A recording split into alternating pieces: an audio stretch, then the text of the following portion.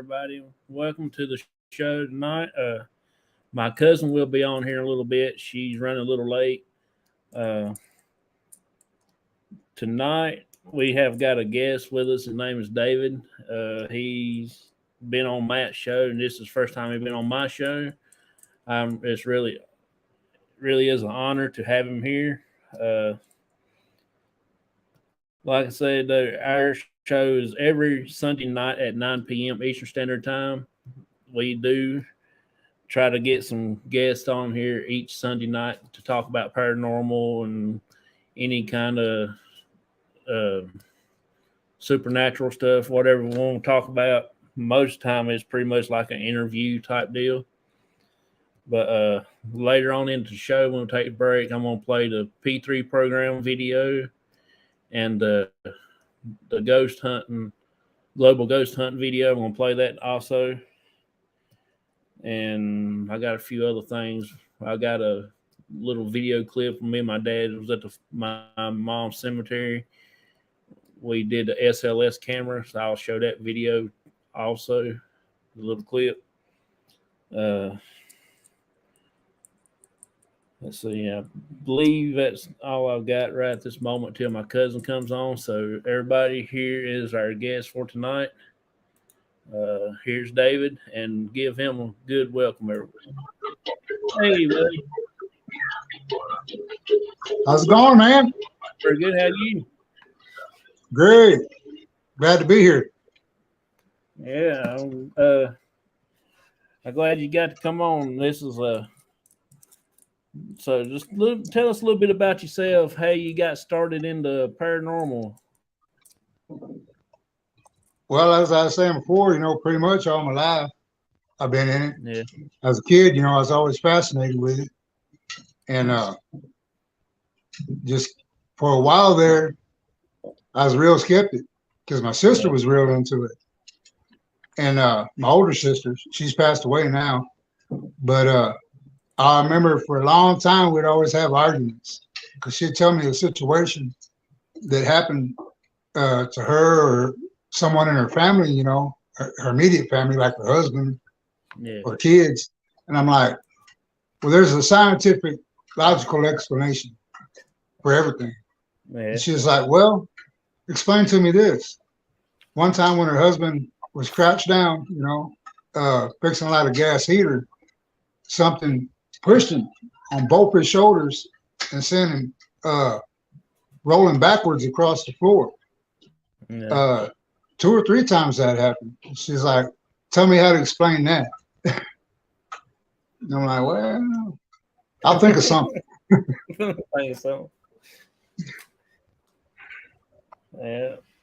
And he was telling me himself about one time when he was at a friend's house.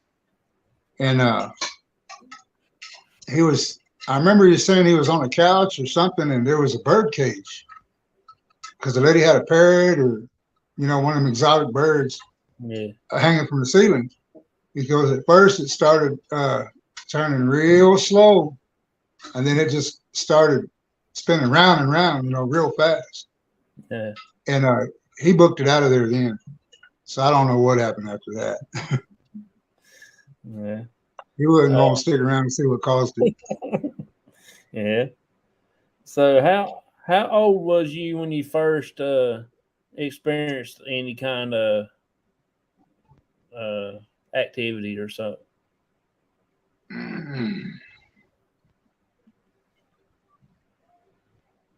Let me think back. I'm going to say around in my teenage years, early teens, when I really, thought there was something more.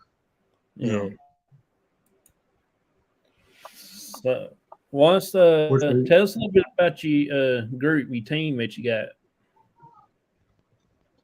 Well, one of them, the one I said I had a lot of big plans with.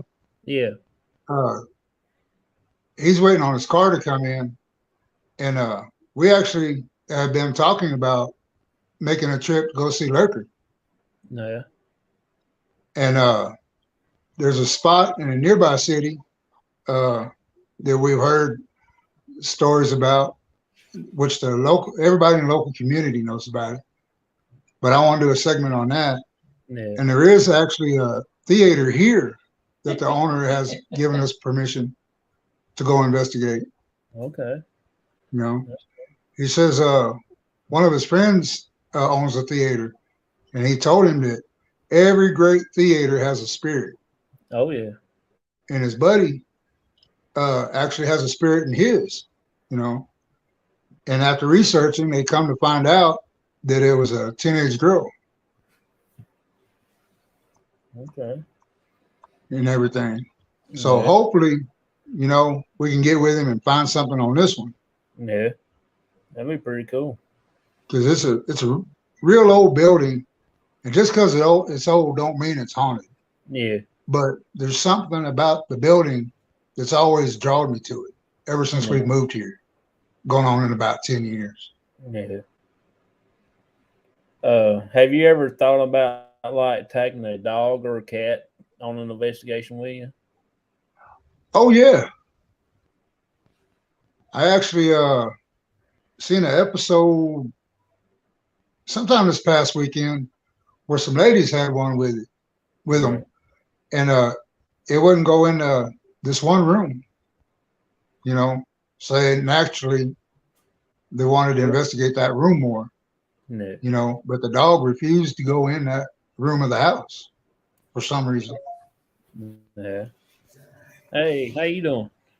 I'm good, and you? No, not too bad. Y'all forgive me for the voice. I am very sorry. Oh, Ain't you're nothing to fine. be sorry for. Oh, this weather It's change that is going time to of be year. the death of me.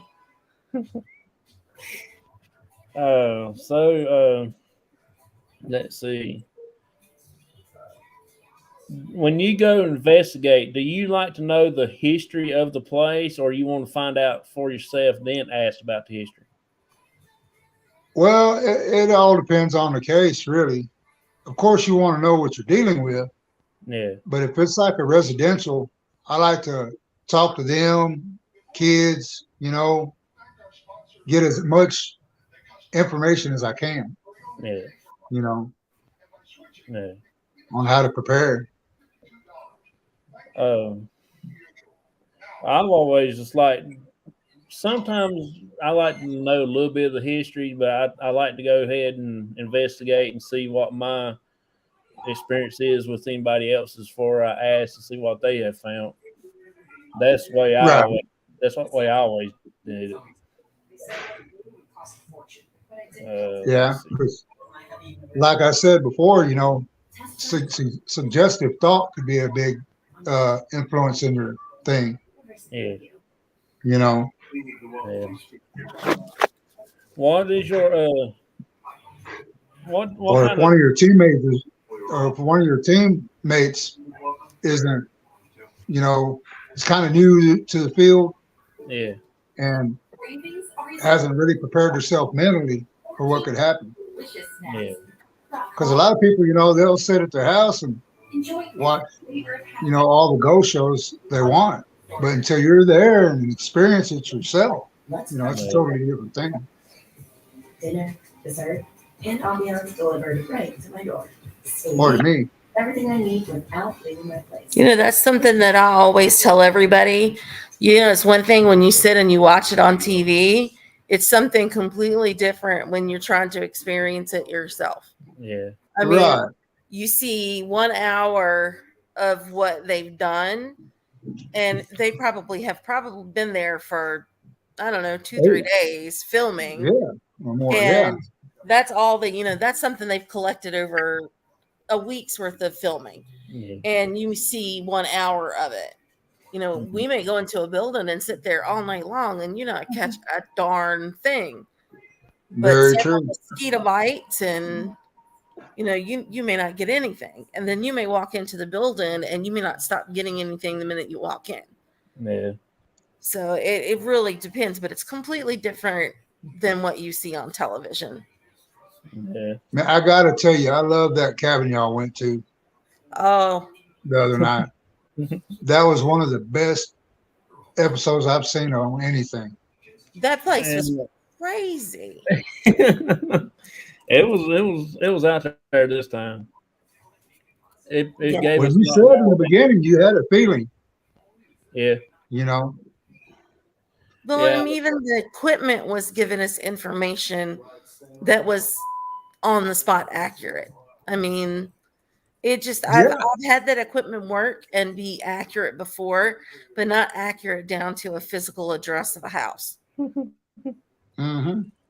I mean, yeah, I've never seen it be that accurate that, who we're talking to is going to give me a street address. yeah. I mean, that's got to say something for whoever's on the other side talking. The Phasma box is quite the interesting tool, and they knew how to use it.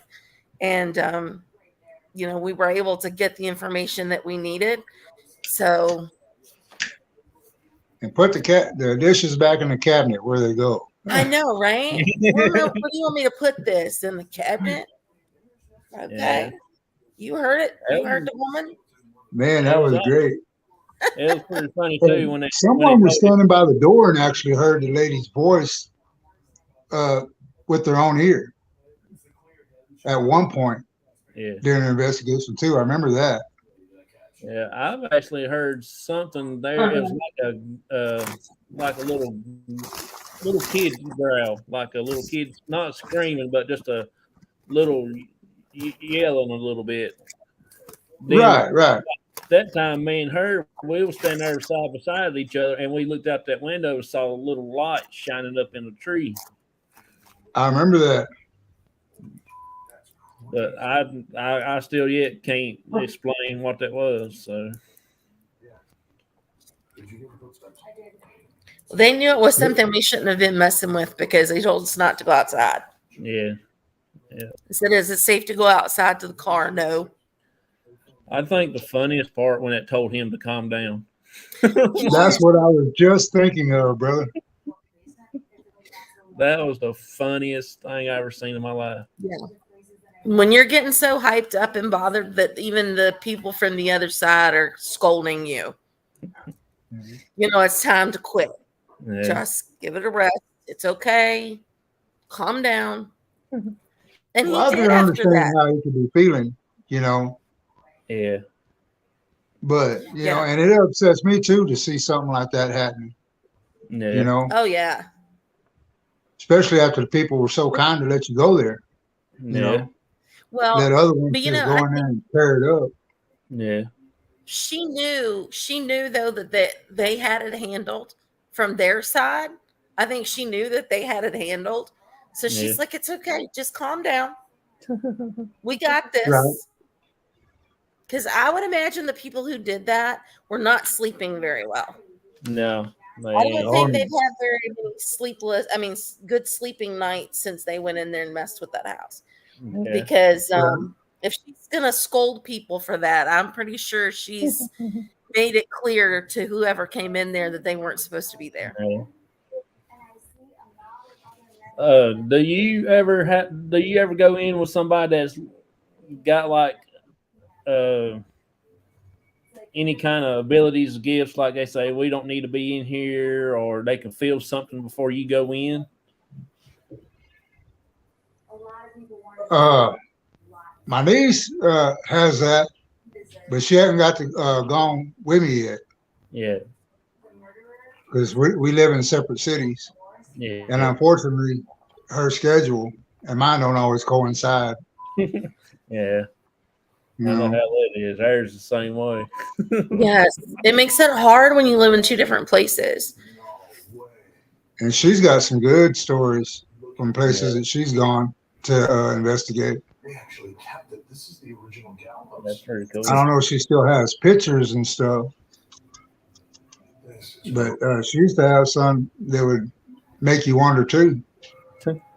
We should do a show one weekend of where we do just that. We have people call in and tell their stories, and if they have pictures, show their pictures.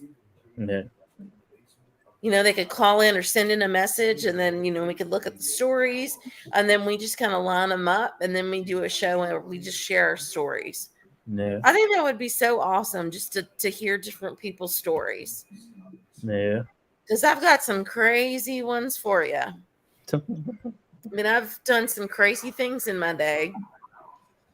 I was telling a friend recently, I was going to talk to someone about doing a segment about death, Yeah. not just the dying part. It's like back in '92, I was in a real bad motorcycle accident where I flatlined twice that day before they got me to the hospital. And, just to talk about what I remember and how I felt at that time compared to someone else's experience, Yeah. you know? See, that would be fascinating to me. What do you, when you flatline, do you remember those things? What do you remember in your head from that Exactly. transition period? And what the strange thing was, because I told my fiance then about it, and she's like, "Well, it wasn't for that long. It was only, you flatline whatever. They got out those shopping paddles, and zapped you, and you started beating again, and then a while later, flatline again, and they shocked me again and brought me back." So she goes, "It wasn't for very long at a time that, you were out." I'm like, "Yeah, but," and my deal, it seemed like it was hours, Yeah. you know? Technically, you were still dead. I mean, don't Yeah. take the way I say that as being uncaring. Technically, you No, were no, still no, dead. no. It's all good. I mean, my No, grandmother did the same thing in the house that we're living in now. I mean, she coded in the house. They had to shock her and bring her back, and then she passed away later at the hospital. But technically, she died in the house. I mean, there's no way to mix that. She came back, but technically, she died. When your heart stops beating, you did. right, right. No way you can change that up. Yeah. Are we waiting? Waiting on our new piece of equipment. Who is that? Your mammy. Oh, the obvious box. Maybe. Yes, maybe. But no, I was gonna get with someone and maybe do a show on that. Yeah. Yeah. You'd probably have to run a little deal like a week ahead of time, trying to find people that has similar stories like that can relate. Exactly. You know, I'm sure they're out there. Yeah. Just reaching the right audience and getting the right people. Yeah. exactly, exactly. Keep seeing this curl sticking out right there. It's driving me bonkers. What is your favorite place? Do you like to do graveyards or homes or just old historical places, or you like to do them all? Pretty much all, but I'd have to admit, cemeteries. Yeah. Because I think I was telling you before, my great grandfather was a gravedigger Oh, okay. in Stanford, Texas, over there by Abilene. They even have a little thing about him in the museum there. What did he do in the graveyard? My older brother said that he used to dig them by hand at times. Oh, And he said wow. when he was a little boy, he'd go out there with him and jump down in the hole and throw out dirt clods and big rocks and stuff. He said he's probably in the way more than anything, but Grandpa never complained about it. Yeah. Wow. That's pretty crazy. I know. I worked with a guy at the golf course. He used to dig graves before he came to the golf course and worked. He told some stories that it make his skin crawl. Well, I can imagine. Yeah, especially when ground got saturated with water, and they had to move them around in the graveyard, and they had to dig them up. He said one of Oh, them. He said one that no. talked. I'll tell you about one of my funny, scary experience. It was both of them kind of scary experiences back in Louisiana. I was probably about 16 or 17 at this time. And I went with a bunch of other teenagers one night to an old church on the other side of the levee, that holds the river water back. And all the windows were broken out of the place, nothing but the pews in there and the dude that the preacher stood behind and preached from. Yeah. But anyway, everybody went out in the woods, the surrounding woods. And I could hear them, so I went after them, And I tripped or fell or whatever. And instinctively, you put your hand out. Well, when I realized what I had my hand on, I about crapped myself. It was a headstone. And I'm like standing knee deep in somebody's grave. Yeah. So, man, I jumped over there and I hauled ass back to the car. And I just stayed there waiting, and finally they come back. Where'd you go? Well, I went in there and I told them what happened. I'll just come back here, figure out a way. I'll just go back to the car. And No. they're like, oh, yeah, man, all right there's the old cemetery. Yeah. And I was like, well, thanks for telling me. Now. Right. Yeah, he told us that story one time. He told us quite a few, but they had to move some bodies around in the graveyard because the lower end always got saturated, and then they couldn't keep them in the ground then. So they had to move them up on higher grounds. And he said the funeral director was out there helping them out and everything. He said that one, when they got it lifted up, said the rope or something there broke, and the casket broke, and the head rolled out down the parking lot. Oh, man. Oh, my God. I never laughed so hard in my life when he was telling that story. I said, there ain't no way in the world I can do that. There's no way. Yeah, see, that's something you just don't mess with. Nah. You got to be a special kind of person to do that job. Yeah. Sure does. See, that's where I first got interested. I know I've said this once before, but that's how I first got interested in paranormal, was in a graveyard in Mexico, because they had the floodwaters, and the floodwaters came through and washed out the graveyard, and it actually flooded and washed a lot of the graves up and the caskets out, and they kind of went with the water. And oh, man. Yeah, so that's kind of how it all happened. And so they had to go back and pick them up and put them back where they were supposed to be. But the floodwaters kind of destroyed, because they don't have a lot of rain per se there, but it's in the mountains. So when it does rain, it has like flash floods, and all the water comes running out of the mountain, and it just tore up the graveyard.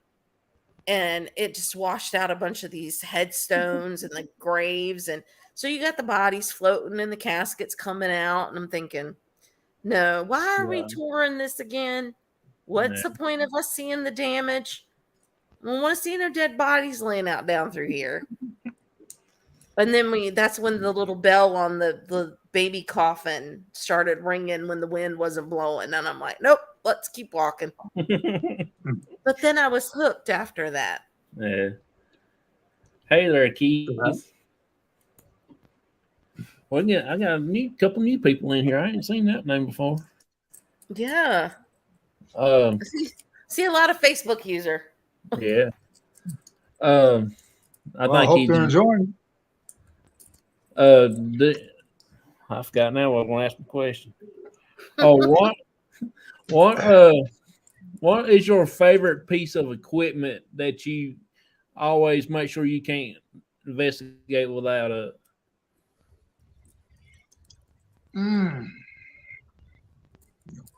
Well,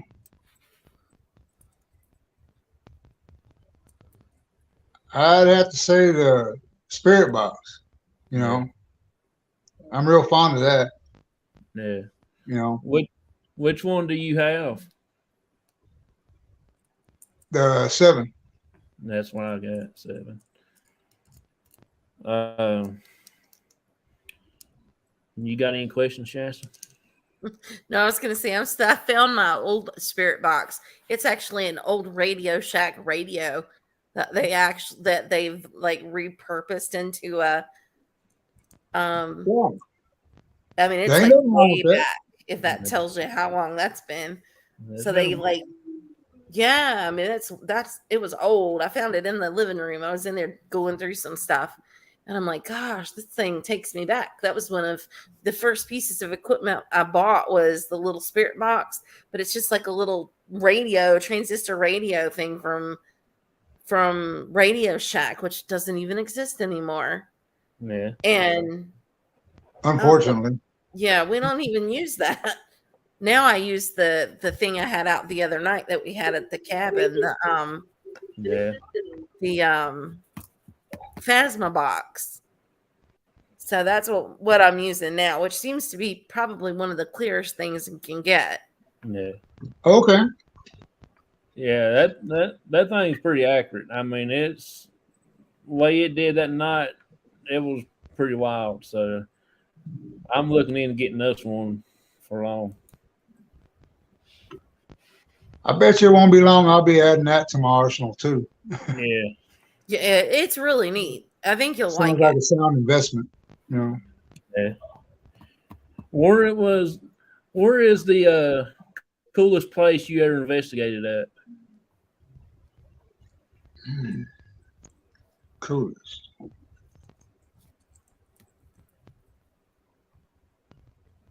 Well, the one I liked, it was a cemetery out in the middle of nowhere though, because I work on the rigs, Yeah.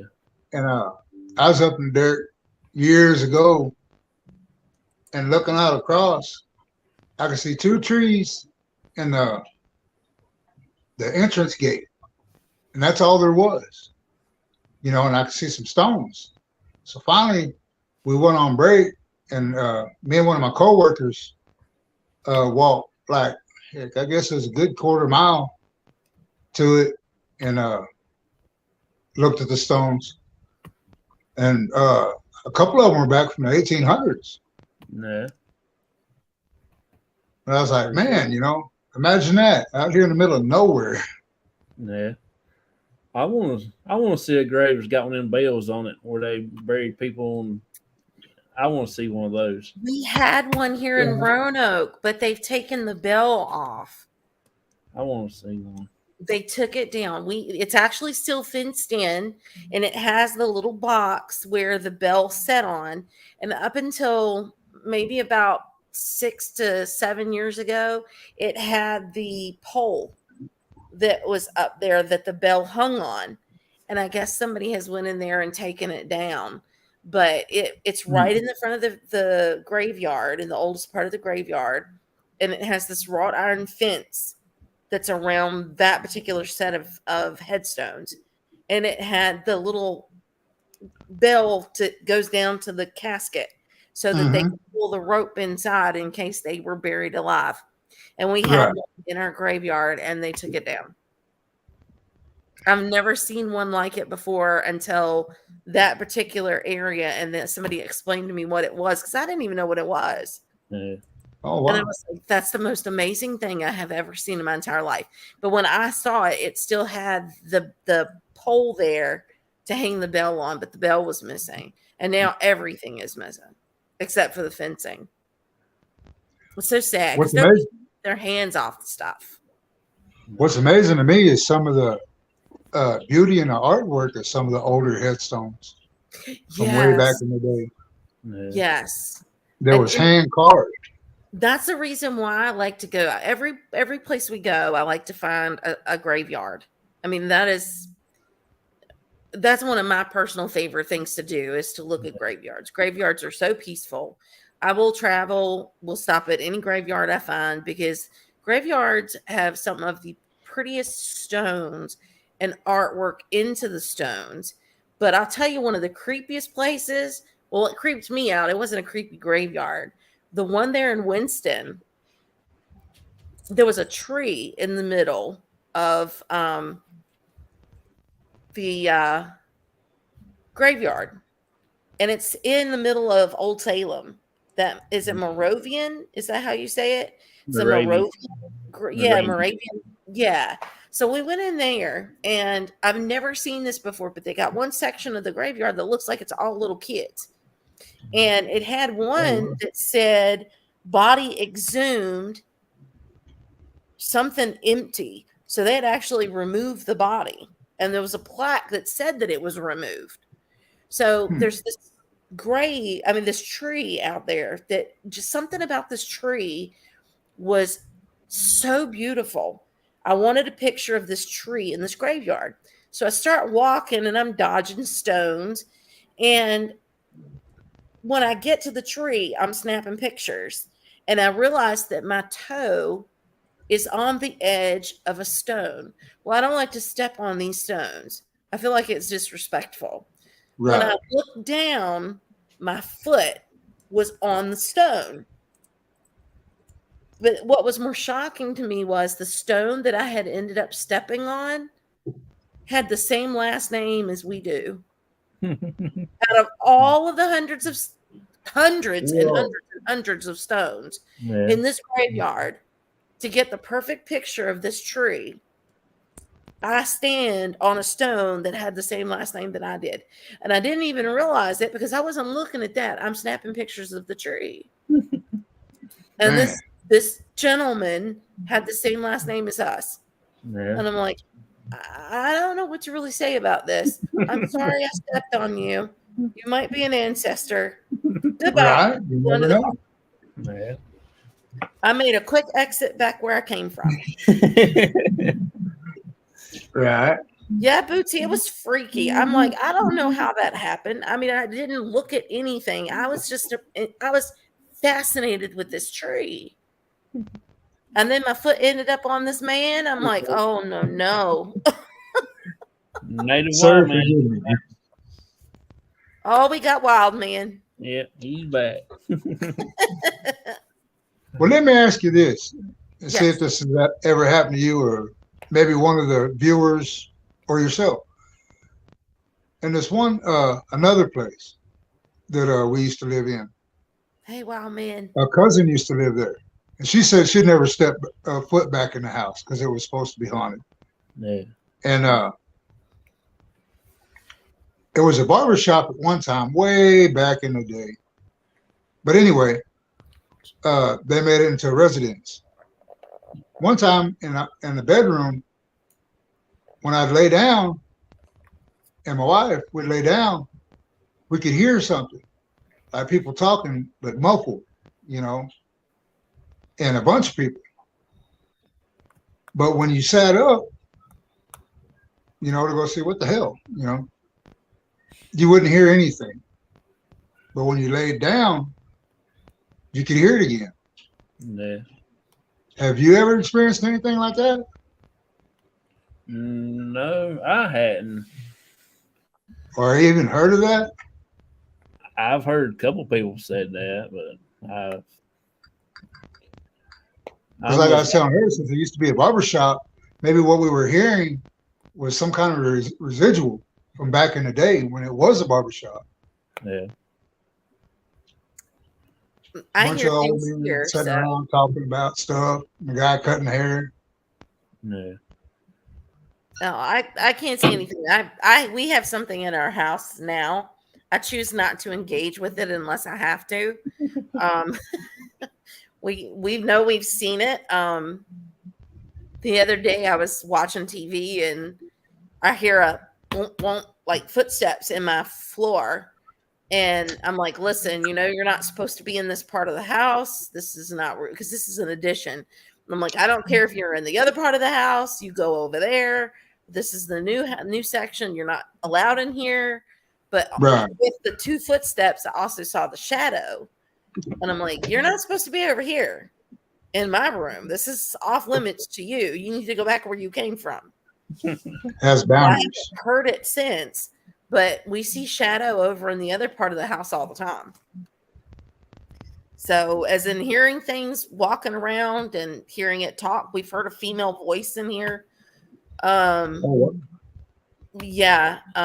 What we actually did, my grandmother, you remember we were talking about coding in the house? Yeah. I actually asked we had a spirit box session in here, not spirit box session. We asked a question and we asked, do you know the name of the female who passed in this house? Well, I used to live in this house years and years ago. I grew up in it, and then it got sold, and then we bought it back about 6 years ago. And Sweet. the spirit box actually, with a very clear answer, came through and said Annie. Well, my grandmother's name's Annie. She actually was the one that coded in the bedroom next door. And She's I still said, with okay, you. you can turn that off now. That's been the only time we've ever used equipment in the house. I don't play with equipment in the house. I don't try new equipment in the house. It's just not something I want to do. But every once in a while, we'll catch a shadow. It's about kid height, and it'll walk through the kitchen into what used to be a living room, and it'll go to a window. But the window used to be a door when the house was originally here, like the center part of the house, the original section. And that Right. used to be the exit door, the front door. Right. So it's still looking out the door.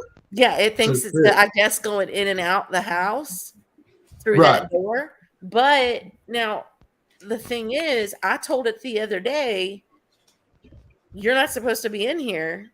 This isn't your part of the house. You need to go back over there somewhere because my daughter's in here. And I haven't heard it in here since. So I That's don't know good. if, yeah, well, I don't know if it's completely, you see what I'm saying? That's where it comes into, it's like, I don't know if it's something that's residual because it listens. So Yeah, it's it's intelligent. obviously, yeah, it's obviously got to understand what we're saying. Yeah. It scares my cats to death. Oh wow. Yeah, it scares my cats to death. A couple of the cats will just sit there and look at it, and then they'll take off running. They're like, nope, not today. Dang boy. So I don't know. Yeah. I don't know. Maybe there's more than one. There's two. No. Okay. There's Let's two. see. There's the There you man. There's a man, and then there's a younger boy. Oh wow. Hey, Vicky. Hey, Vicky. Yeah, there's two. We figured that there's a man and a younger boy. But yeah, we just kind of leave them alone. I was like, I'm not gonna bother you if you don't bother me. We Right. can inside together. Yeah. You start bothering me, I start calling a priest. The way it's gonna be. Yeah. You made your stand with it. You know. I know, right? I've went through too And much that's with the thing in dog. my old house where my wife and kids have seen everything. You know. Mm-hmm. It never really bothered me. Right. You know. I remember one time they were saying when I got home from work that they were making fun of one of a deceased relative's name. And I used to have these Ooh. big mirrors like you put on your bathroom door or your closet door, you know, your full body mirror. Yeah. I had 4 of those in the living room. And they were saying that they kept, you know, joking about this name or whatever. And one of them dropped off the wall. It didn't break or fall forward, but, you know, it just, you know, and they stopped then. Yeah, you don't want to do that. Because it was fastened to the wall. I was like, there's no way, you know. Yeah. But sure enough, She got they a said they question. stopped then. She's got a question here. It says, "Have you ever asked them to cross over or something like that?" To me personally, I don't, because I don't. There's really a proper way to do that, you know. I'm afraid I'll get them stuck in between. Yeah, I haven't asked them, Bootsy, to cross over. She says I'd be begging them to cross over. Yeah, I haven't asked them to cross over. They don't seem like they're trying to bother anything. My daughter actually puts stones out everywhere, wild man. She has stones all in my bedroom. The one time that I noticed there was something in here was when she had picked the stones up, which is odd that you should say that because she had picked her crystals up. My daughter's the one that deals with the stones and moves those around. I don't really mess with her stones. She does what she needs to do with them, and she knows what to do with them. So I'm not allowed to touch them. If I do, I get yelled at. You got to know. I got a few, but I want to add more. Yeah. Well, my daughter's 9, so she's very picky with me touching her stones. But yeah, it doesn't seem to. I just let her do what she needs to do with the stones, and she knows how to put them out and how she thinks they're supposed to be for protection. So I let her handle that. But it doesn't seem to bother us in here. Now, the rest of the house, it's not that it bothers us in the rest of the house. It's just more, it makes itself more known in the rest of the house than it does in here. Yeah. Right. Yeah, it's never been a problem though. It's never been anything violent. It's never been, other than you can hear it stomping around. Sometimes the cats will get a little crazy.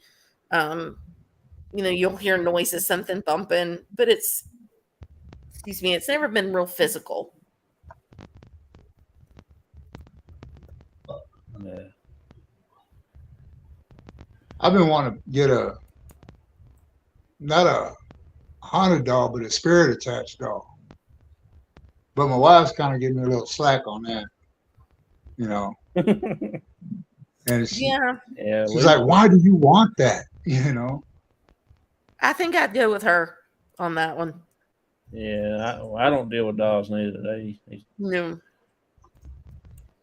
Well, I hadn't, but it's just something I'd like to get in it, or a piece of jewelry like that, And she's like, "Why?" And I was talking to another lady that has a bunch of Good night, dolls like that. And she says, one thing you got to consider too is you're not going to be here forever. What are you going to do with it? What's going to happen to it? Mm-hmm. But I think one of my sons will take it. Well, here's he does research too. After my daughter did a film with some people about attachments and things that are attached to dolls and other items. And after seeing that and looking at some of the stuff that's researched with that, and after seeing how things act when things are attached to it, I've learned that no, I don't know if I'm interested in ever bringing anything with an attachment to it into my house, because you never know when it's going to go sideways. I've seen some creepy stuff. Well, all the items that these people sell, have already been, like it responds to the pendulum or K2, if it's a good spirit, if it's a bad spirit, the age of the spirit, So you say whatever you want, it still be wrong. What? It still be just saying what you want to hear. They ain't gotta tell you shit there. Yeah. But anyway. It's not gonna eat your soul out and to sell it. No, dude. Okay. She's still trying to talk you out of it, right? No, she's just saying, of course they're not going to tell you it's going to eat your soul out, Oh, well, yeah. I mean, I'm gonna agree with her on this one. I mean, it's gonna be nice to you up front. It's gonna be that cute little doll with them little lashes, and then when you get it at home, it's gonna spin its head around and spit like baby pea soup on you. I don't know. Yeah. Well, needless to say, I still ain't got one on my desk yet. I know. And there have been things that I have wanted. I have went places and I'm like, God, I really would like to have that. And I'm thinking, ooh, I don't know. After touching it and looking at it, I'm like, no. The weirdest thing, let me tell you, I wanted a deck of tarot cards so bad. I used to have some. I wanted a deck so bad, wanted them.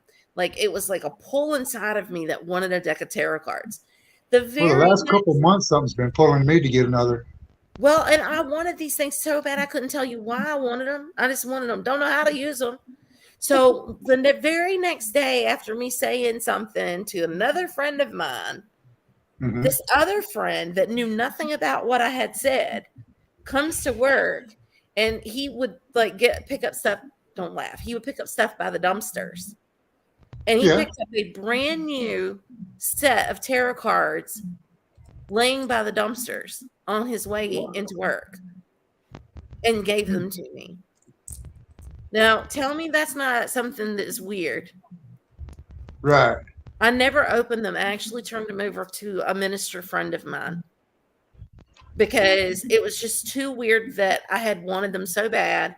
I mentioned it to somebody else, and then this guy shows up the next day with a set. You got to say, is it coincidence? Or No. Is it not? Yeah. I gave mine. I own a set now. But yeah, I own a set now, but they're oracle cards, and the only reason why I have them in my house is because they have my daughter's picture on them. She actually did modeling for an oracle deck. Oh, wow. And that's the only reason why I have a set in my house right now. So other than that, I don't think I'd ever bring them into my house. I don't know why, but I just feel like if I had them, I'd do something I wasn't supposed to. Maybe not even knowing. And that's the only reason why I have them in my house. Well, they say you're not supposed to know your future, but people read horoscopes all the time. Exactly. Wow, man. Oh no! See, that dog would be sitting outside. No, outside, chained to a brick in the trash can. Hey, tell them about the one Shasta where y'all went investigated that trailer, and when y'all left, fell down, and the Bible went underneath the trash can. Oh my gosh, yes, and that involved a set of tarot cards. So we went and investigated this mobile home, and it's on a piece of property where the man on Christmas Eve, it's either Christmas Eve or Christmas Day, he sent his oldest son to go and get shells or what have you, and he murdered his entire family while the oldest son was gone. He either shot or beat everybody with the gun. Like he beat the baby in the crib with the butt of the gun. So there was like seven of them or so. And then he went into the woods and shot himself. Well, this mobile home is sitting like right in the edge of the woods where he would have went into the woods to kill himself. So we went to investigate. They said they were having some issues in the home, and we went in to investigate. So we're in there, and we had like some really bizarre stuff going on that night. Like there was something that got on top of the mobile home and walked about 4 feet across the top of the trailer, and then it just like disappeared. But there's no way that it could have gotten up there. It sounded like a large dog, but they don't have a dog, and then they don't have any way of getting on top of the trailer either. And how would it get up there? Yeah. Yeah. So there's no trees around it or anything. There's no way to get on top of the trailer. There was a flashlight that we were using to communicate back and forth with. And we had been walking back and forth all night long. That thing's sitting like on top of the television. And the flashlight never moved other than turning on and off on request, answering questions. Well, I asked a question, and all of a sudden the flashlight flips up, smacks the wall, and falls behind the television. So I had to go fishing for my flashlight. So by this time, everybody's getting a little on edge. So finally, we ended the investigation, and we made the girl give up her tarot cards because she had been reading them a lot. So she finally reluctantly gave up the tarot cards. Well, it had been raining, but it wasn't that slick. And you know, the distance between like a city trash can to the ground is maybe what? Half inch from the the wheels, the bottom of the trash can. So the Right. trash can is completely full. My friend's Bible is like, I don't know, it's about 4 inches thick. So we go out. My mom comes down. I come down the steps. It's only like 3, 4 stairs.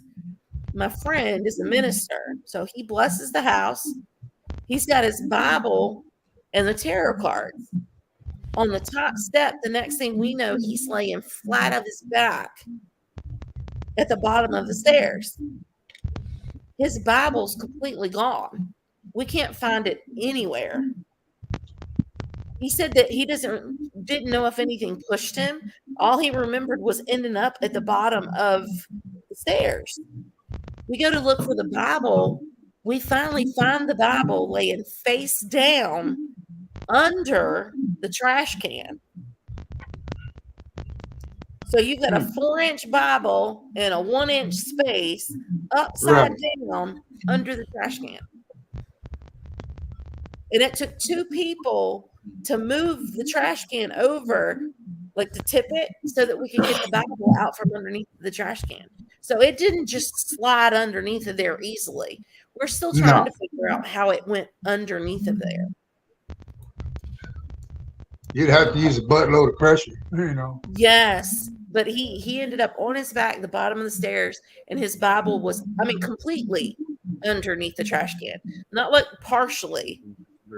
The grass wasn't disturbed or anything. It was just under the trash can. Wow. Face down. Thank you, Matt. Man, you're amazing too, buddy. Hey, Matt. Yeah, it was one of the most odd investigations. I mean, we stood outside and saw a shadow that crossed in front of the shed that they had outside. And in order to make that shadow, you would have had to have been standing on the front porch. But you would have had to have been, because we tested out how close to the porch you would have had to have been. And there's no way they could have been all the way over because the porch was like full of kids' toys and all kinds of stuff. This shadow was huge. And it was a shadow out of nowhere that crossed in front of the shed. And you could see it was a huge guy, just dark shadow crossing in front of the shed. Man, I mean, I think they still have issues to this day in that place. I can't think of any way to explain that. We tried for the longest time. And like I said, he's a minister. And even he was left with no answers at all. Yeah. Right. Hey, David, tell her about the one that you said y'all was at. Y'all saw somebody leaning over your baby's crib. Oh, yes, my wife. We were watching a movie with another couple, and you could hear her singing over the baby monitor. Well, one of the ladies pointed out, whether it was my wife or the other lady that was there, and we all heard it. Me, the other gentleman, the lady, and my wife, and it's like, what? She goes, that sounds like singing. I'm like, well, the kids are asleep, it can't be. Nope, they didn't leave the radio on or nothing. And she goes, yeah, it's singing. So my wife gets up, to go see what's up. And the kids had a bad problem about slamming the doors. So I just took the dang thing off the hinges. I'll solve that real quick, stop it or take it down. That They didn't works. stop. I took it down. I put a blanket up. Well, in between the blanket and the door facing, when she picked through there, she could see the outline of a lady leaned over the baby bed singing to our son. You know, she's like, moves the blanket. But when she did, it just disappears. Am I right, dear? Dear, hold on, she's got her headphones on. The deal with the lady singing to, who was it, Shelby, in the baby bed? She just disappeared whenever you moved the blanket. Yeah. You couldn't tell nothing about her or nothing? She was like chubby and brown hair and shorter than me. So it was my mom or your mom. Oh. She was saying, she described what she seen and thinks it was one of our moms. You should sing to It's funny you should say that. Yeah. But we heard it. I mean, clear over the baby monitor. So, because you see a lot of shows now starting to use them, Hmm. you know. And I've been thinking real It seriously wasn't a video after she monitor, though. no, it wasn't a video monitor. It was just the sound one, voice Right. activated. And I've been thinking about investing some money and getting another one. Yeah. You wouldn't believe the number of times that people's loved ones come back, especially visiting babies. When my daughter was little, we didn't pay any attention. We didn't think anything about it. But my mother would rock my daughter in the chair. My dad passed away a few years before my daughter was born. And she would lay there and just coo and giggle, but she wasn't looking at my mama. She was looking up over her shoulder at somebody behind her. And we're like, what in the heck could she possibly be doing?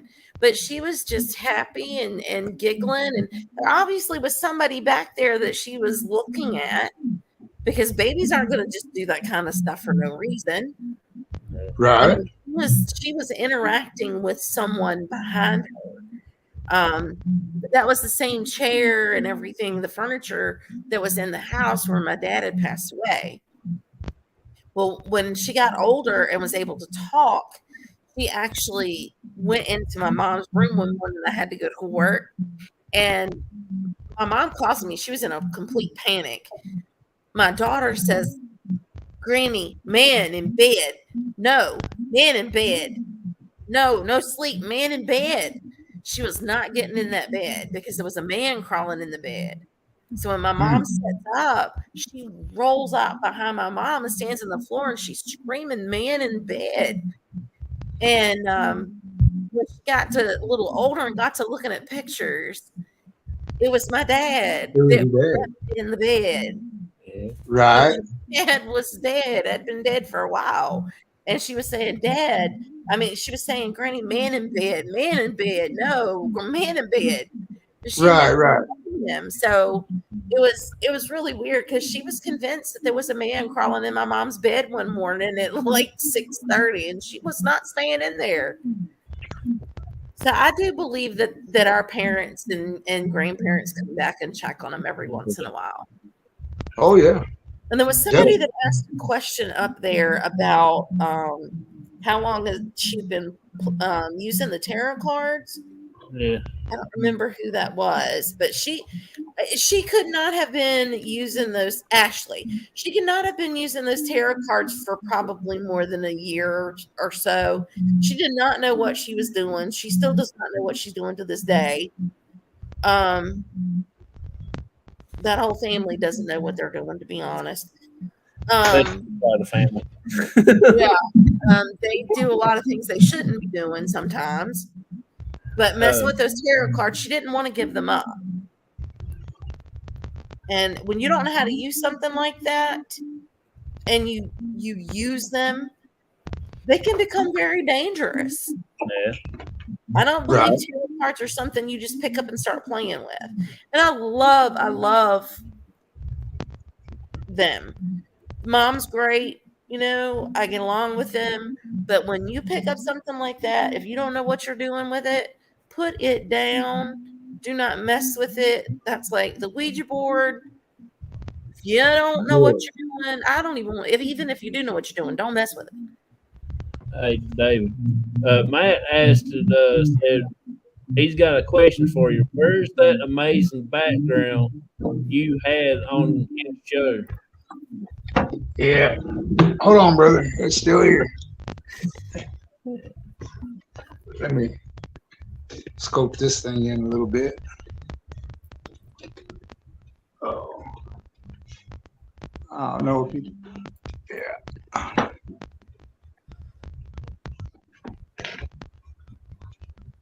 I don't know if it's coming in real good. Yeah. Ooh, now you're talking.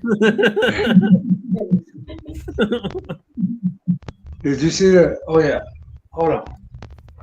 And one other thing. One other things that she's got is the makeup Perfume. and perfume. Yeah. Yeah. Somebody's a fan of the supernatural. Did you see that one meme? That one meme that has a coffee cup. Says up. It's got Dean's picture on it. And it Oh, says something about I'll have a cup of Dean Winchester today. oh wow. Yeah, she's got candles, all jewelry. You I name know it. they're not real, but a girl can dream. Calm down. Yeah, hopefully one of these days I want to send her to the brewing company he has, or at least one of those deals where you get to spend time with him. Oh yeah. Check out, see which con they're going to be in. They do. I'm sure they do like the conventions. I know you can't help but pick on me. It's all the love. I feel the love, Matt. Yeah, a lot of Stay away. the conferences will do stuff like that because we go to one in Kentucky a lot called C.O.P.S, and they have all the people from TV. Like I love to go Oh yeah, out. she's even got Supernatural Monopoly. Oh, that would be cool. Yeah, but the kids ain't allowed to Living in touch the that. past. Yeah, they have a convention in Kentucky where they bring in a lot of the people from Living in the horror past. shows, like Teen Hoddard from the Friday the 13th movies and Freddy Wow. Krueger and all those places. Yeah, see, you go every year. I don't get to go every year, but I do like to go a lot. I love to go. We're going to try to plan on going next year as a group and maybe set up a booth out there. But I love to go and just meet everybody. There's a few of the paranormal teams I haven't met yet, like the Matt- That'd be Destination fantastic. guys. Matt's done started already. He's done saying I'm living in the past, but they won today. Oh, well, then he can't be running no smack talk. Yeah, they won. He knows which one's number one.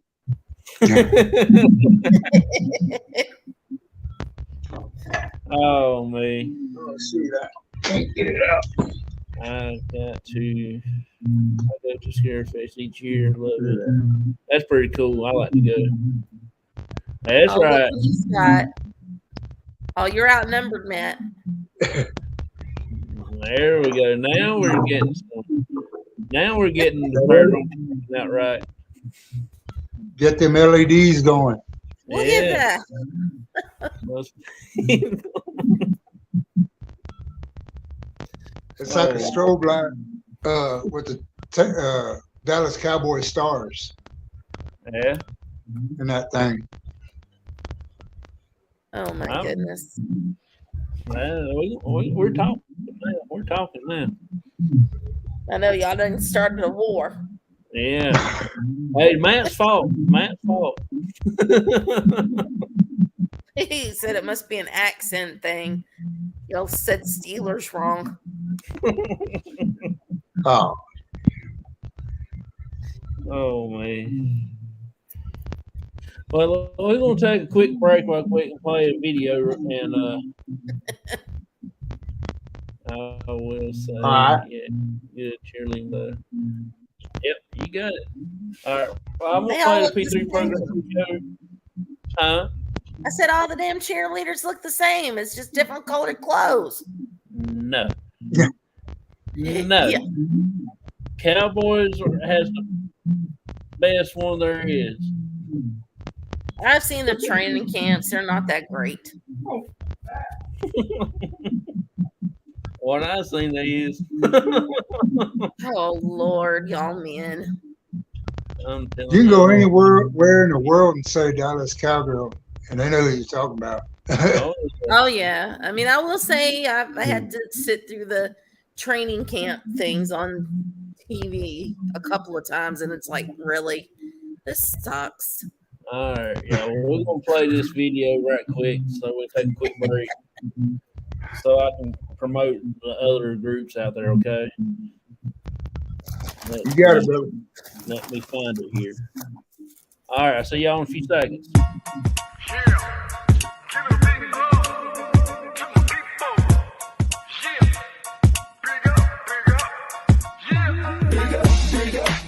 To this crew, yeah, we like to keep it positive, you know how we do. Big up to this crew. From day one till it's done, do or die, me and you. Big up to this crew, yeah, we like to keep it positive, you know how we do.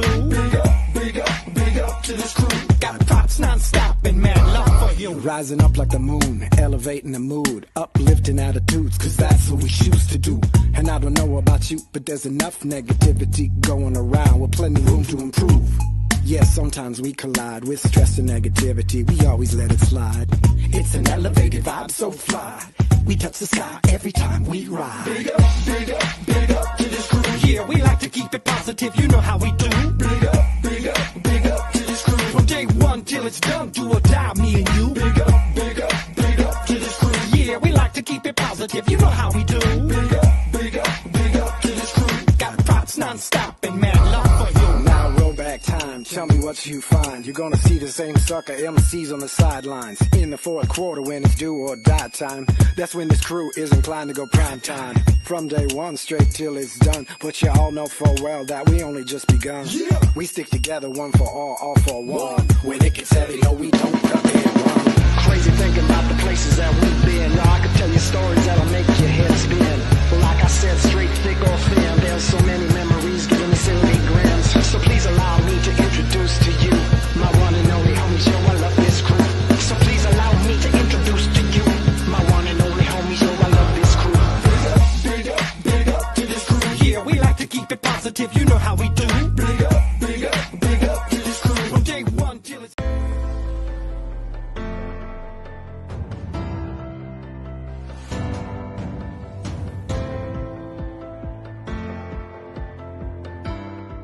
The Global Ghost Hunt, to me, is an opportunity to bond with teams from all around the world and share together in an amazing experience. Over the course of 10 days, investigate the best locations around the world and share evidence and share the experience, a once-in-a-lifetime opportunity. Teams and locations should be signing up to this, to be part of something special. You get to work with some of the best investigators around the world, visit some of the most beautiful locations, and for the locations themselves, get put on the paranormal map. Get known as somewhere that's an exciting place to be. Active or not, teams would love to go there, love to give you some exposure, and let's all have fun along the way.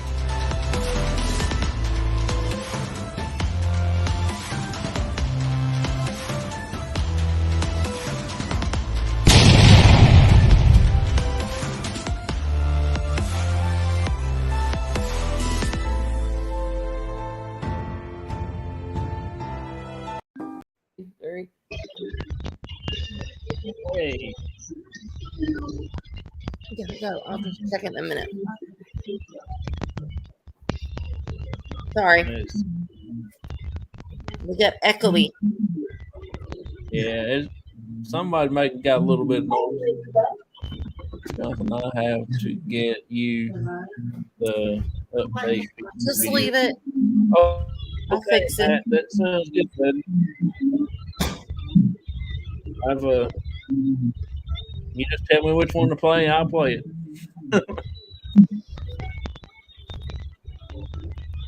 But yeah, oh, here's one. What in the world?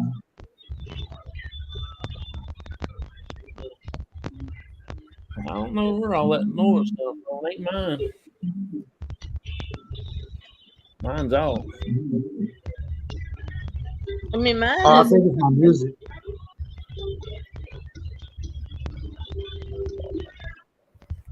There you go. Oh, I thought it was my phone. Now it's a little 5-finger death punch. Oh, Yeah. definitely don't have that on my phone. Yeah.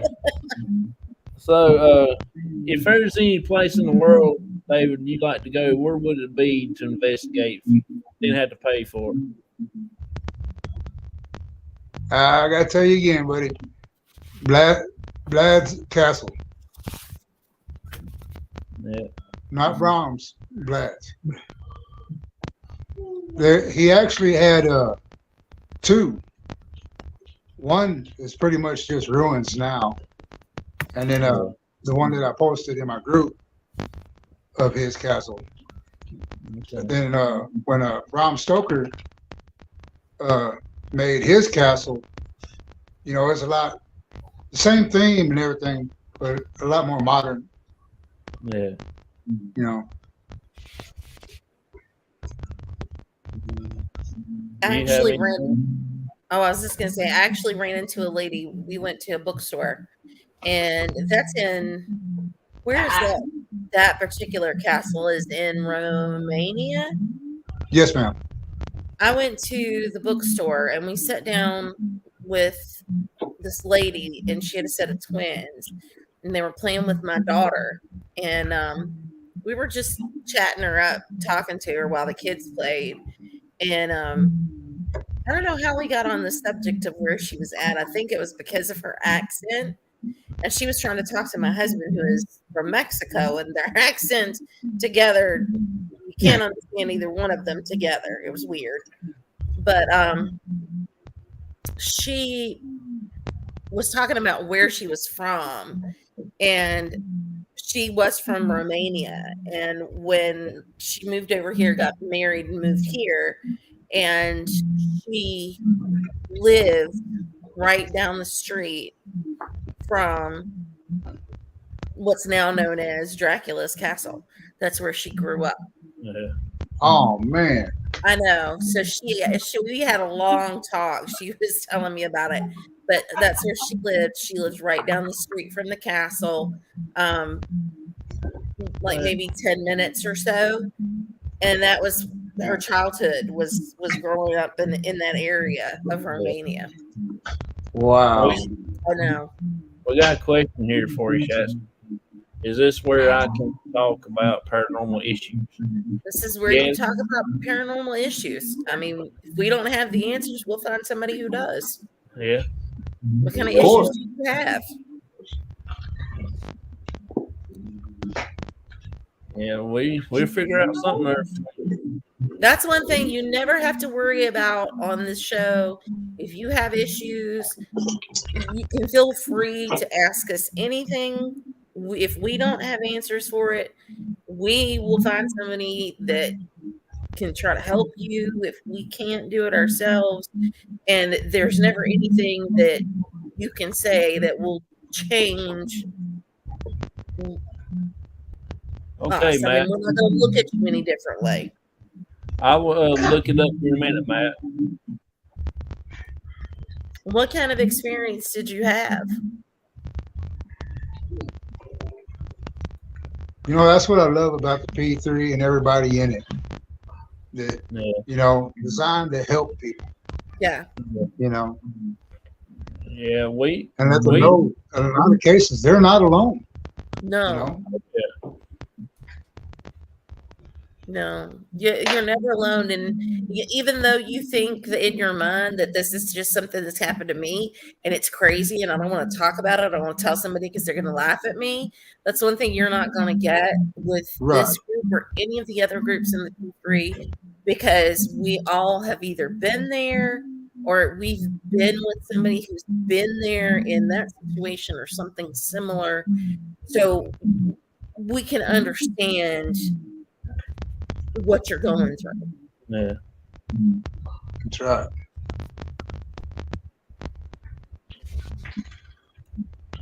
James, we're all here to help the way we can without putting that I don't know. Y'all laughed at me last week when I fell in the creek. It was for a good cause. You think? I was going to say, there's some laughter. Maybe not the paranormal, but fall in a creek, James. They gonna laugh at you if you fall in a creek.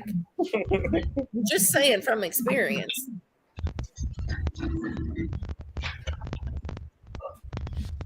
Well, that's different, right? You have any? And you're on your own. You have any more stories, David? You want to tell?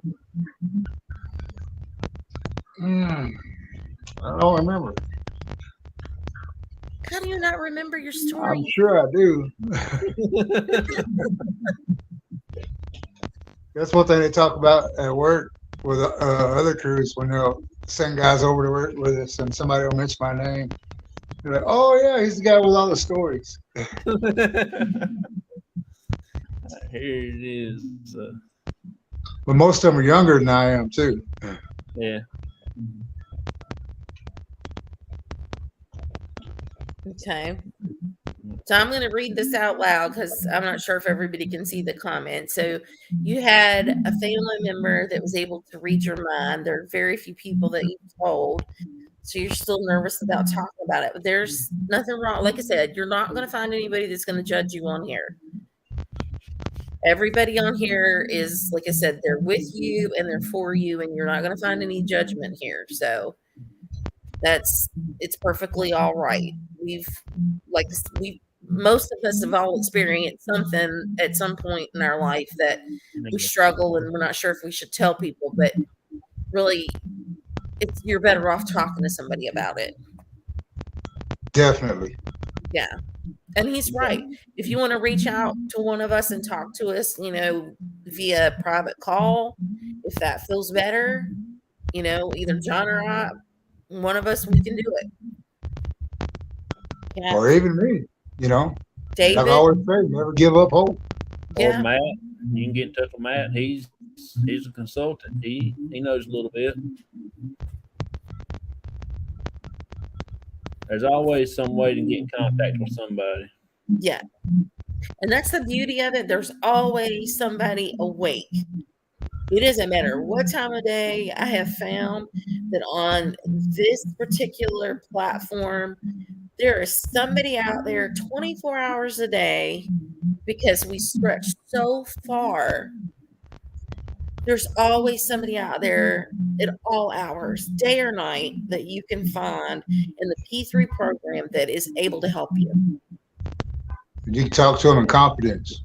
Yep. Sure can. Anytime. Try it.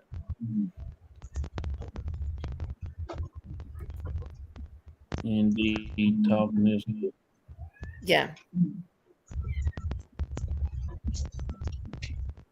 That's one thing I've found about this program. It's made things so much easier to be able to pick up the phone. I mean, I've had conversations at 4:00 in the morning, just about things, about issues, about stuff going on. And it's like, you don't think that you're going to need to make that phone call at 3 or 4:00 in the morning. But if something's bothering you, sometimes you can't wait until regular business hours. Yeah. That reminds me of a funeral I went to one time. It was after the funeral, and everybody goes back to the church for the dinner, and everybody visits for a little bit before they part ways and go back home. Right. There was someone there that was having a real time tough time dealing with the person that passed away for the moment, and I was speaking with him, and one of the ladies that had prepared the meals come to me afterwards, and she's like, "Are you a counselor?" And I'm like, "No, ma'am." And I told her, how I work in our church, and she goes, "You should be uh, somebody that talks to the family." She goes, "Because what you just did was very beautiful, you know, and good." I said, "Well, thank you. It's just somebody needed to be there for them, and listen, you know, Exactly. and that's sometimes that could save a life, you know, Yeah. Oh, just you have listen." no idea. Yeah. I mean, it's cat really. Sorry. Not this serial message. Yeah, I would say this is probably one of those conversations, James, where it would be easier if you did reach out and physically talk to somebody. Right there, the public pre-3 page on Facebook as well, or you can get in touch with us on our personal Yeah. Facebook page. This sounds like something that you may want to talk to somebody like, not even face to face, but even like voice to voice, so that you can express yourself.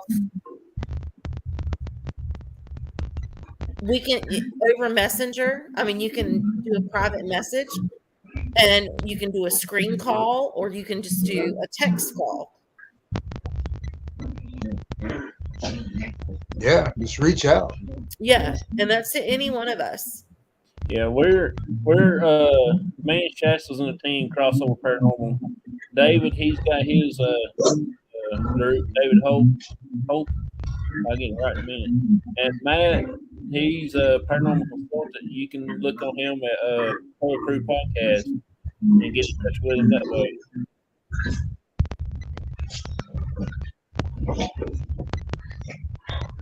Reach out on Facebook on the pages I've listed, and Yeah. we'll definitely get in touch. Sometimes it's hard to actually explain, I think, what you're trying to convey over a text message. Right It's here's that's all the links that page that he done. Paranormal Consultant, Crossover Paranormal Society, or Hope Paranormal on Facebook. Yeah, you're free to contact us anytime. yeah. That's It's like I right. said, it's sometimes it's hard to convey what you're trying to say sometimes over a message. I mean, you can only type so much, and then sometimes you can't put the feeling into it, or you can't type exactly what you want to say. You're restricted when you type versus when you try to tell somebody what's going on. So I can see it's a little harder to type it. Does that make sense? Well, it would be for me. I mean, I express myself differently. I couldn't, if I was trying to tell you something, I don't know, I talk a lot, so I'd have to call you. You I don't don't know. say. Don't say. Some things you can't put into words. I know, right? Right. Don't be fussing about me talking, mister. You need to be a talker. Sometimes you're too quiet. Balance this out. Oh Lordy, I could be quiet if you need me to. I didn't know how to go on Facebook and do that.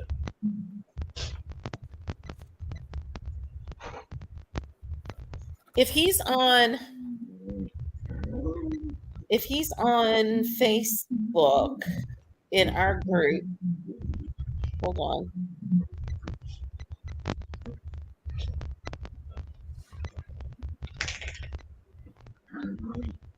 Anyone's can find me. Just type in David Hope. James. He said he don't know how to go on Facebook. I'm checking to see if he's a member on our Facebook page. Because he's coming through on YouTube. YouTube. So if we get him to sign in on Facebook, if I could get him on Facebook or find him on Facebook.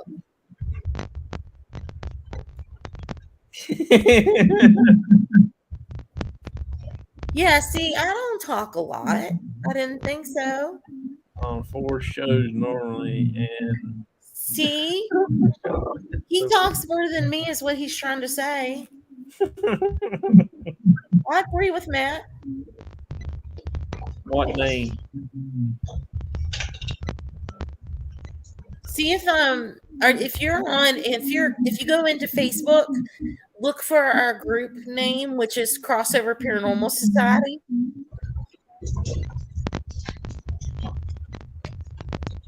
It looks like that. Right there. Yeah. Cat, if you bite my toes again, I swear to you, I'm going to be giving you away as a party gift on the show. Somebody going to be getting a new cat in the mail. Catfish, I'm willing to help if I. Sorry. I have a cat that keeps trying to bite me.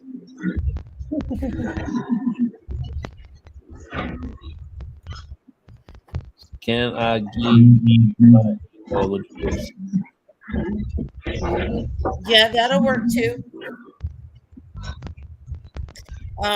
You may want to, how are we going to go to private chat? Can he send it through private chat? He can. Yeah, if you go to private chat and just send it your email address through private chat, and that way your email address won't be out for everybody to see. That works too.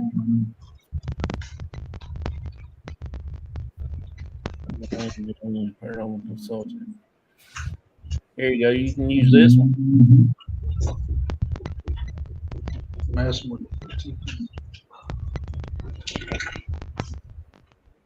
Thank you. Like gmail.com. Thank you.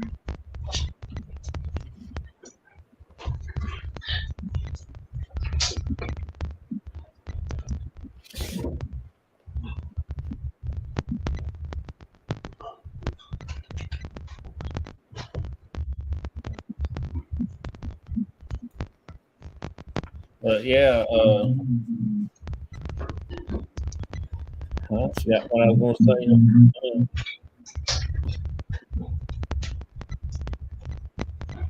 So, have you got any plans for upcoming weekend or in the next future?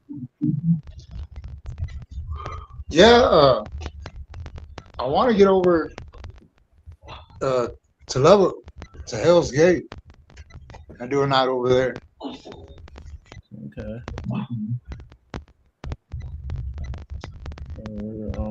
If that goes according to his plan. Yeah. So now I missed in the beginning where exactly you're located, where you investigate out of. Well, pretty much. Well, I live in a little place called Levelland, right beside Lubbock, Texas. I've been there. Well, And, to Lubbock, Texas.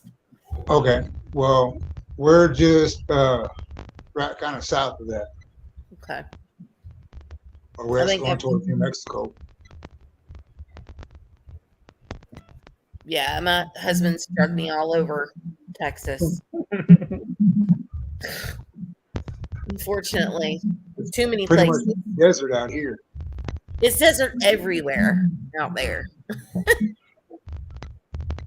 A lot of people don't believe them when I tell them I'm taller than most of the trees. Oh yeah, like we go to Mexico. It's so funny. My daughter's never been, and I told her, I said, the mountains don't look like they do here. here we can have mountains and you can't see the actual mountain for the trees. And down there, you see the mountain, and the mountain will have one tree in the very top of the mountain, and it's probably only about 4 foot tall. Yeah. That's one tree on top of the mountain. And Right. I learned one thing too. It doesn't matter where you are or how far out in the middle of nowhere you are. Do not ever think you are alone to go to the bathroom. Because the minute you try to go to the bathroom, somebody will show up. Because I'm like an hour and a half out in the middle of nowhere. And just as I try to go potty, what should happen to me? A man on a horse and a boy on a bicycle. I'm like, where in the hell did you come from? Oh man. Were y'all like dropped out of spaceship somewhere? There's no towns out here. Oh, that's Roswell. It's nearby too. Well, this is in the middle of Mexico. I'm like, we're in the desert out here. And Oh, just man. because you do not see the cactus doesn't mean it's not there. Oh, man. Because some of those things are so tiny, but they hurt Yeah. so big.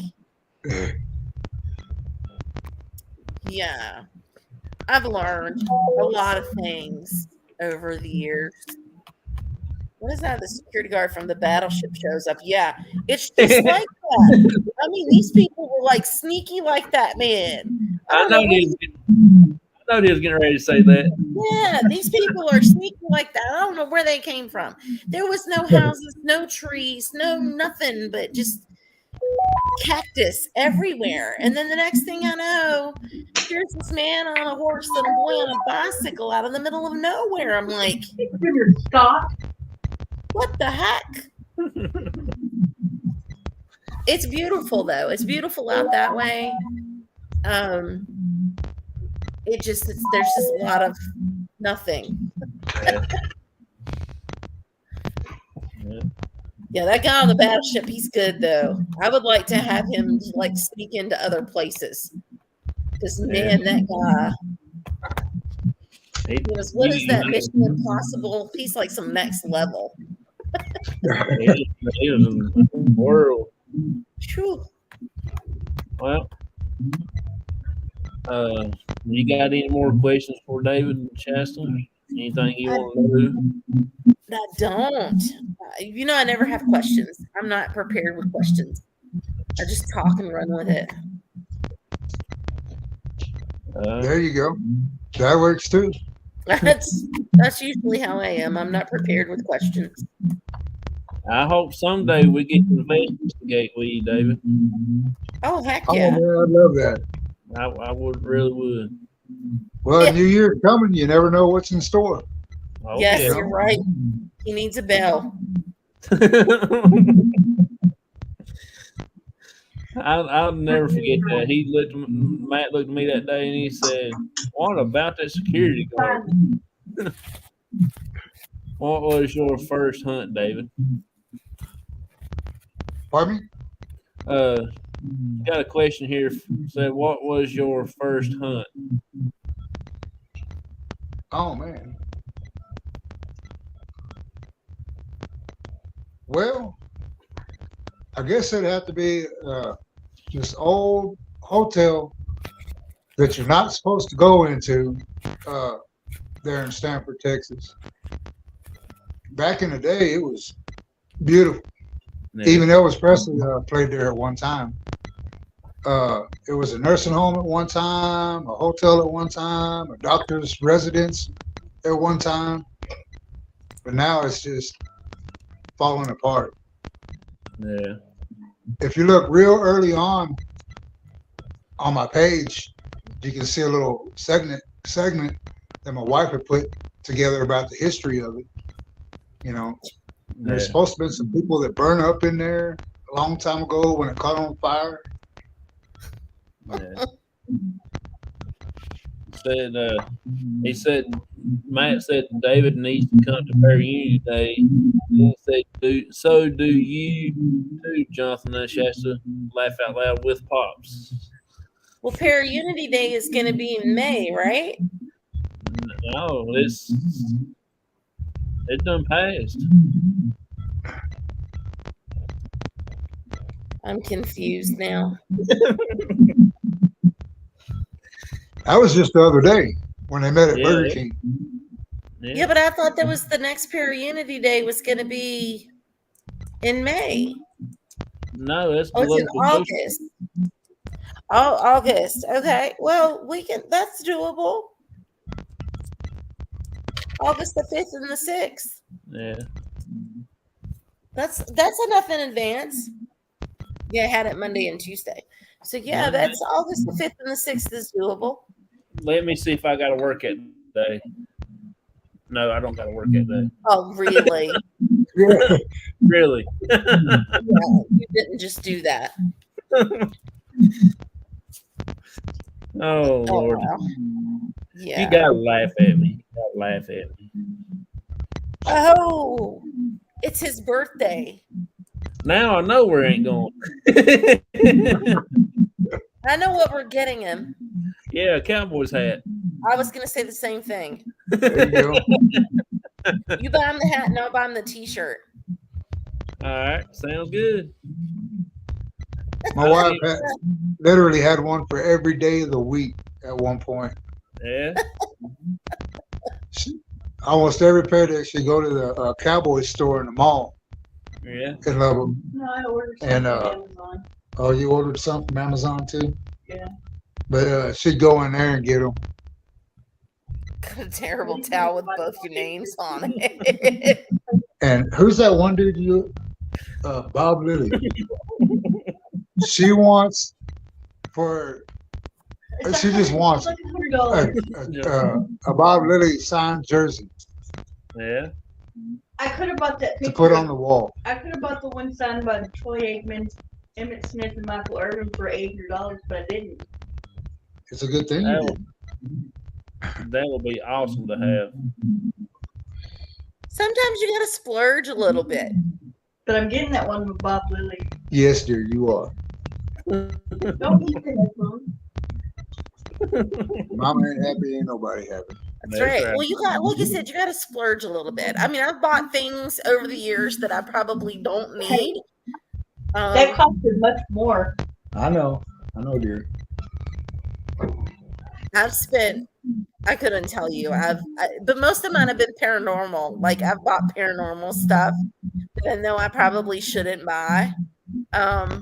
Like I have an actual printed bulletin around Christmas from 1940 that was printed in the basement of Waverly Hills. Wow. And it's a bulletin that went out around Christmas for the patients. And since they were all self-contained, it was printed in a printing press downstairs of Waverly, and it was handed out to all of the patients. So I have an original from 1940. Man. Yes, it has the names of like some of the patients listed in it. I have a syringe that was actually used there. It's been sanitized, but I have it in a Oh yeah, of course. shadow box. But I have a syringe that was used in Waverly. I have a signed a signed T-shirt from the Ghost Brothers. All three of the guys signed it. Oh wow, right on. So I have a sign. So I mean, I've wasted some money along the way, but it's been things that, you know, stuff that I'd wanted and I knew I needed and that kind of thing. So it's like I know I need it and I want it, and Right. you gotta splurge a little bit. Matt, Well, you got Matt, to every now and then. Yeah. Matt said, speaking of wasting money on things, Cowboys gear. Yeah. That would be I think that would that would be a waste of money. I couldn't do that. I could. My brother's a huge Texans fans, so I get a lot of that from him.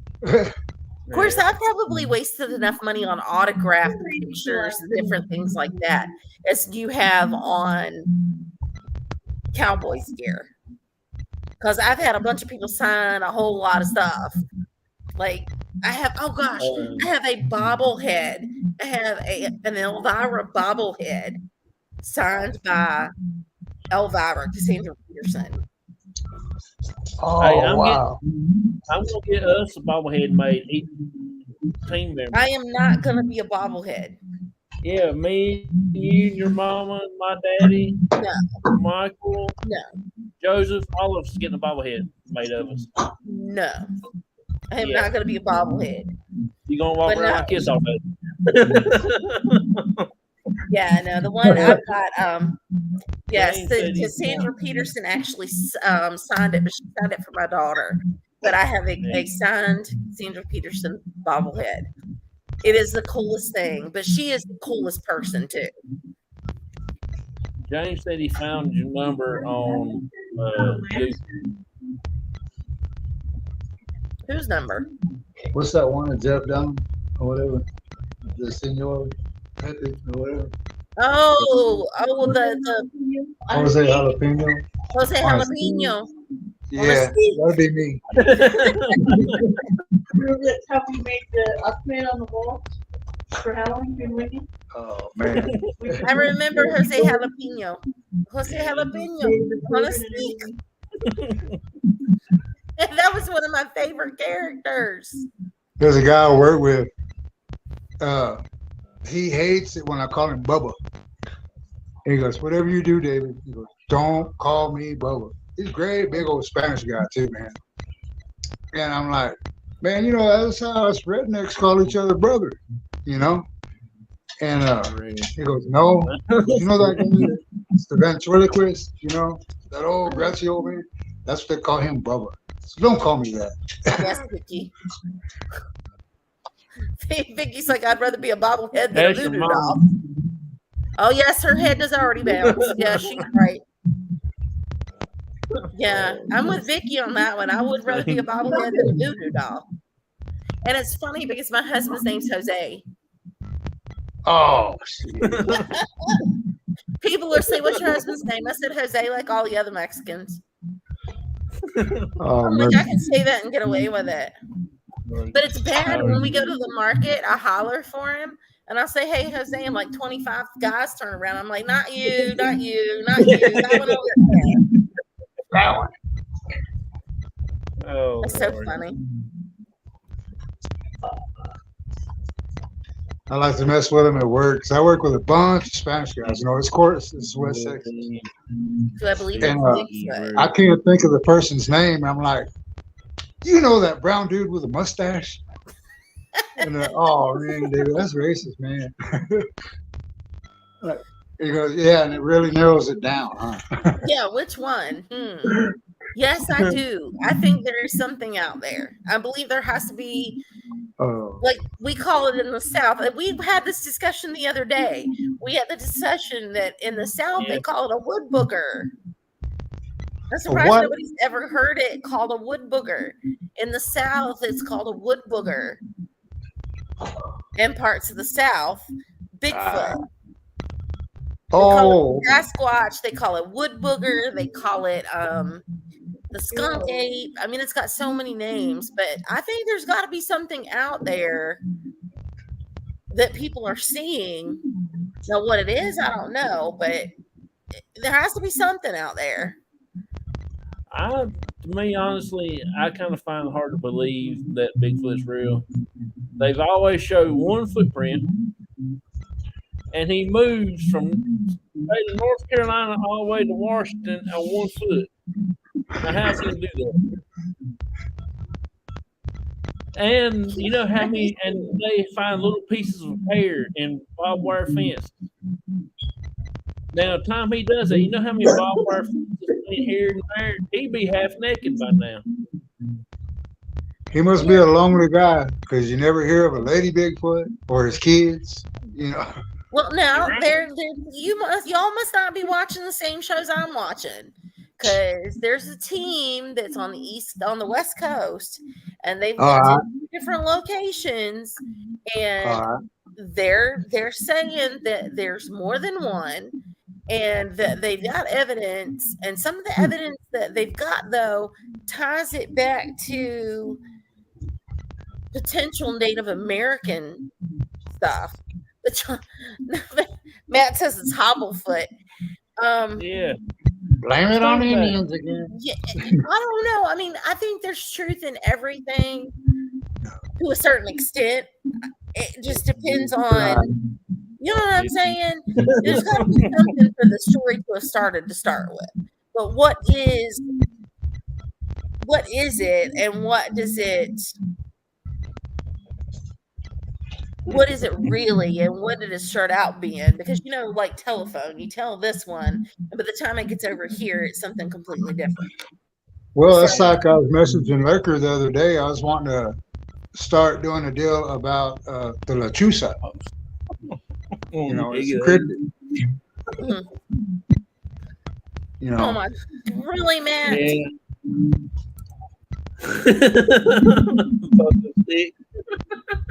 Hot-foot, one-legged, 8 giant fuzzy pogo stick. Really? Matt's on a roll tonight. I mean, it's well, true. you know, They always got either the right foot or the left foot. Never two foots at the same time. Right? Right. Well, Finally, yeah, but I'm I'm pretty right. sure there's not a giant fuzzy 8 with a pogo stick in the middle of Washington woods. That doesn't sound any better of a solution than a one-legged ape walking through the woods. I mean, I don't know. I've actually had the pleasure to sit down and enjoy the company of the mountain monsters who hunt for Bigfoot. And to them, it's a show and it's completely real. But they are hilarious, and they talk like crazy when they're drunk. So after a little bit of moonshine, well, I guess we all talk a lot. But after sitting down and chatting with the guys from Mountain Monsters, it's amazing that they go on all these investigations of some of the things that they see and hear. You know, they've got to be hearing some crazy shit in the woods. But they're an doing some good interesting shit in group the of woods. guys. Let's put it that way. They're an interesting group of guys. I'm really glad that I met them. They're all very different. They're all funny as crap. But yeah, I don't know if I would want the job of running around in the dark at night looking for something that's going to bash my head in with a stick. Years ago, I had an incredible story. Mules of. See, and I think something is out there. I don't know what it is, but I think there could be something out there. Crossover paranormal and everyone in the chat. Oh, that's magnet fishing. See, now that's something I find very interesting too. That magnet fishing. I love to watch people do that. Yeah. They find all kinds of stuff down there. Yeah. Me, the only thing I probably would find would be rusted up pieces of metal. I wouldn't find anything good. James, my pop. See? All y'all non-believers of Bigfoot. I ain't saying he's not real. I'm just saying I can't believe it until they prove me. Because you know how many, let me tell you this, how many deer hunters is out there. Somebody would shot him by now. Not really. I Not would. really. If he's coming towards me, yeah, he's gonna be laying on the ground with his tongue hanging out. But do you honestly think that this thing has lived all these many years and it don't know how to evade a couple of crazy rednecks with a gun in the woods? Think about it. That last 8 point didn't make it. Yeah. Let's see. Yeah, I'm with Matt that he's gonna start calling it giant fuzzy pogo ape. That's what we're calling it. That's better than wood booger. I even like that better. That's for me. Okay. Yeah, giant fuzzy pogo ape. I mean, I ain't saying he's not real. I'm just saying that they had to prove to me a little bit more than one footprint. That's Well, all I'm saying. good, because I wanted to go take an adventure up where they are supposed to be, and I wanted to go on one of those tours before I get to where I can't go, and I want to go out in the woods for a day or two and beat on some trees. I can go beat on some trees, but they ain't gonna be fun if they don't fight back. Well, I'm gonna laugh when you get out there by yourself beating on them trees and one of them fuzzy pogo apes beats your ass. I ain't gonna go out there. See?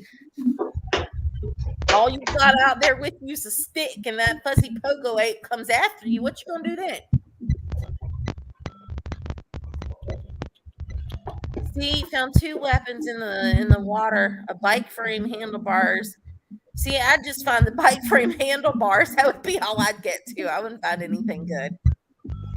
Yeah.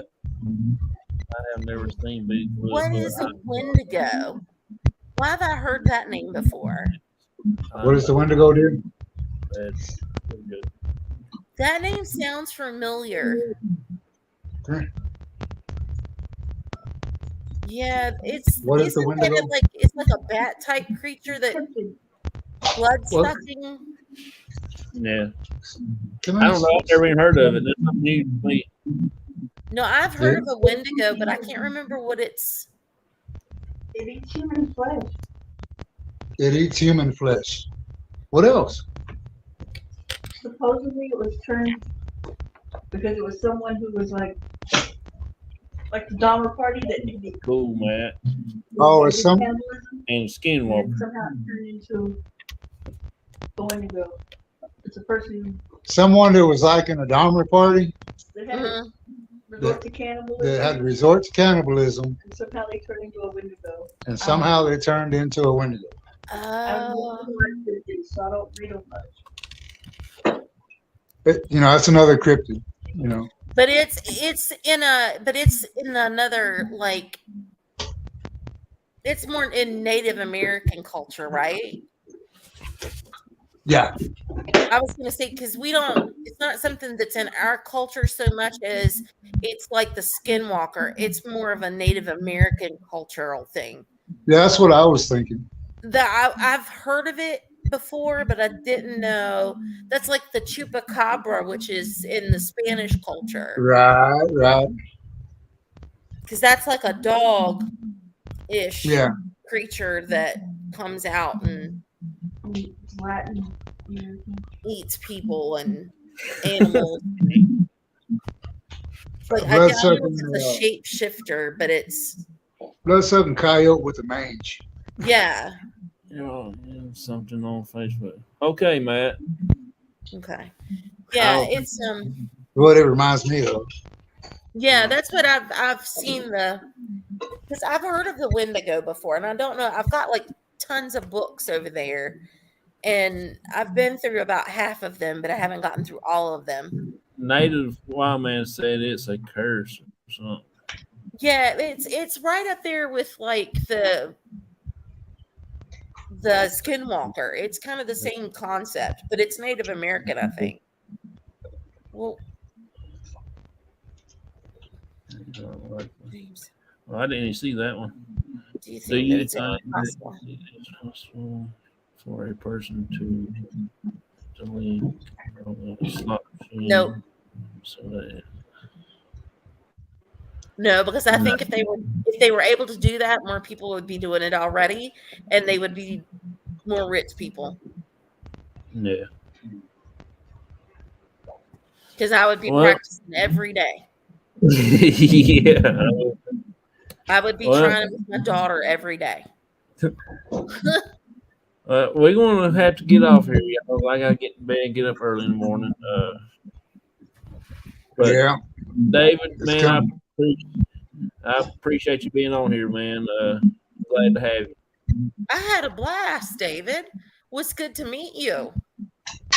Pleasure to meet you, man. You And have yeah, to man, anytime. Pam. I look forward to it. Yeah, Yes, this is the time. I really enjoyed it. Got to know a little bit more about you and your group there and everything. So it's really cool. Matt says much love everyone and to everyone in the audience. Appreciate it, You Matt, too, man. Matt. Yes, sir. I don't I think we'd think be where we that were without Matt. yeah, I think he's actually a pretty good, all around. Only except for him to steal the fan. That's the only thing. Yeah. Everything else is pretty cool. But no, he is. This P3 program is a really good program to be in. Oh wow, man, you scare the hell out Oh, of heck me. yeah. Wendigo human to eat human, and then they get cursed to walk the world with eternal hunger for human flesh. Oh, yeah, that's no good. Yeah. Now leave me out. Yeah, I don't want no part of that Wendigo thing. Yeah, I'll pass. Yeah. But Much love, brother, but I better go. all right, man. You have a good day Like you tomorrow. said, Buddy. it Yeah, comes early. Yeah, I know what it means. But bullets. I appreciate you coming on. Thank you for hanging out with us, and next time if you want Anytime, to, man. we'll get you back on soon. I appreciate it. All right. Thank Never you. give up hope. That's right. Exactly right. That's all we've got. Much love. All right. See you, See bud. you later. Have a good one.